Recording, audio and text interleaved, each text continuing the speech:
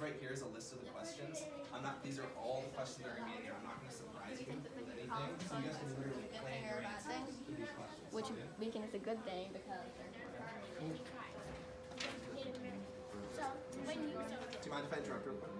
So that's the list of our questions. That's all that's going to be on. In fact, I'm not going to surprise you with anything. So you guys can literally just plan your answers out for the whole thing. Go for it. we do not like the That we can go sell to.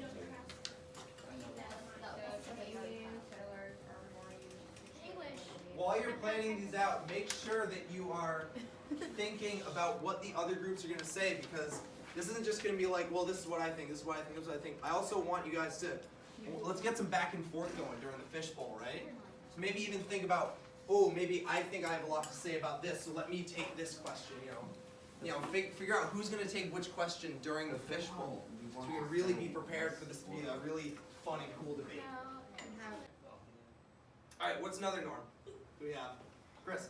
The outside of the fishbowl discussion.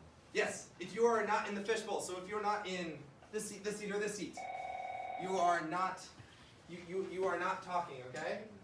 You are waiting. Once your group member has said something in the debate, then you may tap someone out if you also want to get appointed, right? So these questions that I have for you guys, they're going to help us kind of guide us through this. If I might let discussion go sometimes, just kind of run a little bit long. That's the basic idea of that. Sound good? So, who wants to start us off? Well, yeah. That the people from the 13 colonies, do you think that them moving westward into all this new land is a good thing or a bad thing? Start debating. That would be a good idea. We could trade with Indians. We could get all this money. The land here is way better than what we have, and we can farm more there. Sure. I think it's the bad thing because the diet is.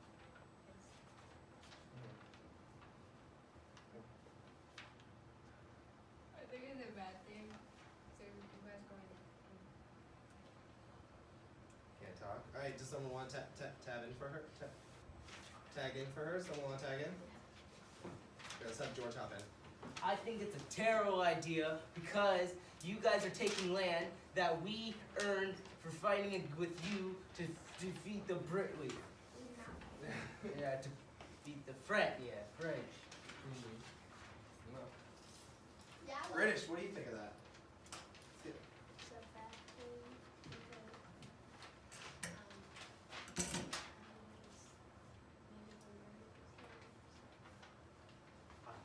British. well, England fought to get that territory, and it's our space for us to live. Why should, if we fight a war to win that space, why should we not be allowed? Why aren't we allowed to go there? Exactly. That's exactly what I'm saying. But for us, we fought and helped you guys fight for land that we deserve because we should at least be able to use the land that we own. Well, you don't own it anymore. Yeah. Well, you don't own it anymore. England owns it. Okay. Seeing this at Sierra. Remember, if you're not in the circle. Yeah, you can jump in as soon as I ask the question. So, your group sacrificed a lot during the French and Indian War. Each of your groups sacrificed a lot. So, because of your sacrifice that you have to make, what is fair? Well, like, what do you think is fair about what we should do with all that new land? I know it's kind of similar, but like, what do you think is fair? We can kind of continue what we were talking about, but like. That we all have our own piece of land. Well, so, but in your group's opinion, what do you think is fair? That we all have our own piece of the land. Like we deserve the land that we earned, that we helped fight for. Okay. All right, so get the debate going. See what you guys got to say. Well, I don't care. They were there first. We want to be there. We fought in order to win that land. We deserve to be on that land. We've been here first and longer than you. We've been here for thousands of years. Yeah, I got nothing to say say about that. Yeah.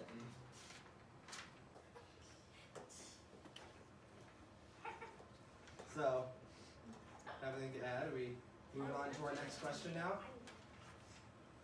Oh, okay. All right, George. Let's hear our tag in. Let's see what she has to say. Yeah, I think we're gonna switch questions. So, Sierra, could you read that question before you say your piece? Why is your reason for wanting the land most important? All right, why is it most important? Why is your reason the most important above everyone else's reason? Why should we care about your reason most? We should care about my reason most because, first of all, my ancestors have been here for at least 1,000 years. Maybe more than that. You guys are just taking our land and we've been here longer than you have. So it should stay our land. Well, who cares about Native Americans? We fought a war. This is our place. We need our farms. We trade with Native Americans and get some money. We'd be rich. No, we be rich. I just said it. You greedy, backstabbing jerk! We helped you fight a war, first of all, and second of all, we deserve the land that we rightfully earned helping you fight a war that most of you didn't even help with. Did you really help? We took down thousands of soldiers, we lost thousands of men and women. Well, we don't care. Oh. All you care about is money, you greedy jerks. No, Okay. all we care about is our land and our farming. It was our land first. How long have you been here? Probably a couple hundred years. But guess what? We've been here for thousands of years. Yeah. Like I said, we don't care if it's Native Americans or how long they've been there. We fought in order to win the land. It is our land that we won. See, that's why we like Canadians better. So, to that end, we're gonna transition now to our next questions. Deep breath. All right. So,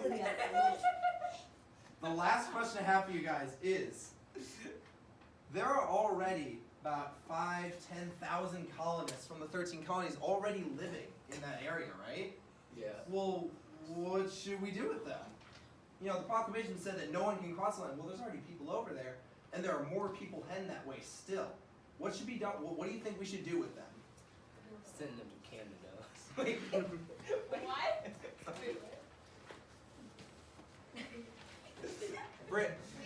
British. What do you think we should do with all those Americans? Build a on this side? wall. That's what I was gonna say. I think we should put them in Boston, ship them back to where they came from, and then build a wall so they can't come back.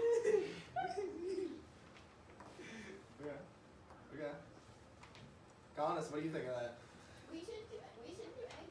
We should just let them be there. Yeah. That's our land.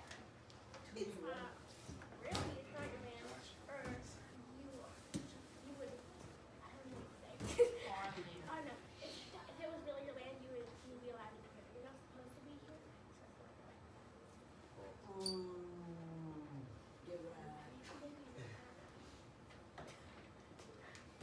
Alright. Anyone want to speak here today?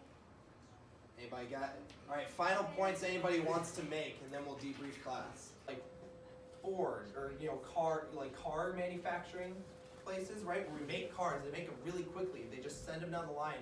Machines put parts in, or people put parts in. That's just sends down the line, right? So we got a complete car, right? So, kind of give you guys an idea of how industrialization really changed society, because industrialization changed the whole way we look at the world, right? It completely changed the world. In fact, it really changed Burlington, so I found these really cool pictures. I was sharing this with Mr. M this morning. I thought these were so cool. So, these are gonna be... Maybe turn the lights off. Yeah, sure. Yeah, can you turn the lights off? Yeah. Everything closed. There we go. Okay, so, these are pictures of Burlington. Pictures on the left are pictures like actual photographs of Burlington in the 1860s. Pictures on the right are, I think they were taken last year. They said in 2018. And where is the place? So, where's this? You guys know? Right downtown, right? Yeah. That's right downtown and right around Church Street probably. This, can everyone see this okay? Anyone struggling to see this at all? No? Can't see it, but Okay, maybe we should close some blinds. It's just hard to see because it's black and white. I know, yeah, so it's black and white. It's gonna be a little hard to see, but let's try to really like look at these. Okay, maybe that helps a little bit, right? So this is what it looked like 150 years ago. What do you guys notice about these two pictures? What are some of the differences? building big. Buildings are big now, right? A lot bigger, there's a lot more stuff. What's a major one that I notice? There's too many cars. What? There's too many There's cars. There's cars. Are there cars in this picture? No. No. Do cars exist in the 1860s? Yes. No. Does anyone know when cars were invented? 2017. 1920s-ish. Ish. Let's say around there. More So, than- there are cars now. The buildings are bigger. There's street lights everywhere, right? Does anyone notice? I know this is really hard to see, but can anyone notice something about the roads? They're They're dirt roads, right? What do we have now? Concrete, pavement, right? blacktop. Right? Yeah. blacktop. Yeah, right. Right, so it's a lot of really different stuff. Everything in this picture, everything is different about it. That's a result of industrialization. That's a result of our changing society, being more efficient, and trying to create better and bigger technologies. Right? So none of that would have existed without the Industrial Revolution. I'll show you a couple more pictures. This is right on Church Street. Church where? This is Church Street. You guys know, Oh, yeah. you guys know Church Street, right? Yeah. Downtown, yeah. You know, it's right down here. It's really hard to read, but right here it's we I built saw the it in factory, TV. They started bringing the pollution, Yep. what? all the houses. The houses, right, the houses. What was another big one? How did they get more people there? Well, so remember at one point in the story he starts talking about how like, you know, they have a lot of product, but not enough people can get here in time. So what do they build? A A road. road, right? They build highways. So pollution, They a did? factory. And they kept dumping gloop in the water. I didn't saw it. Yeah, gloopity gloop. Yeah, pollution. That's kind of under pollution, right? Yeah. Highways. Right? What else? Anyone see anything else?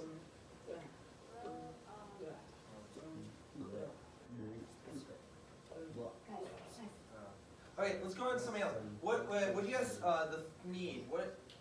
I know we're going a little abstract right now. What do you? Why was it like this need? Why could you turn it into anything? Why did Dr. Seuss do that? Does anyone have any idea?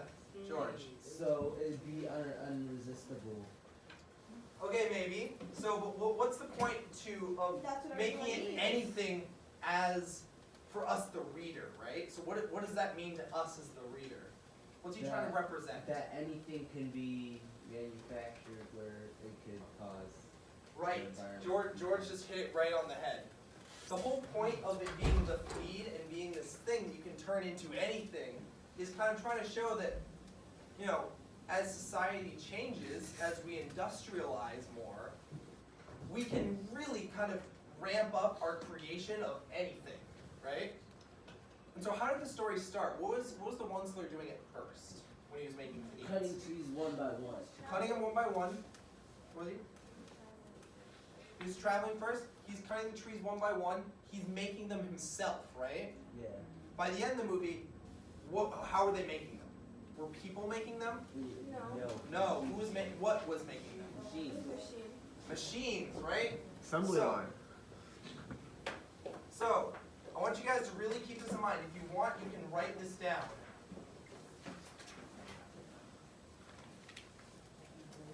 Handmade versus machine-made. Okay? That's a really big point of industrialization. Before we had factories, assembly lines, that kind of thing, everything was handmade. All of our products were handmade. We didn't really ship them out a lot. If you lived in the 1700s, like when we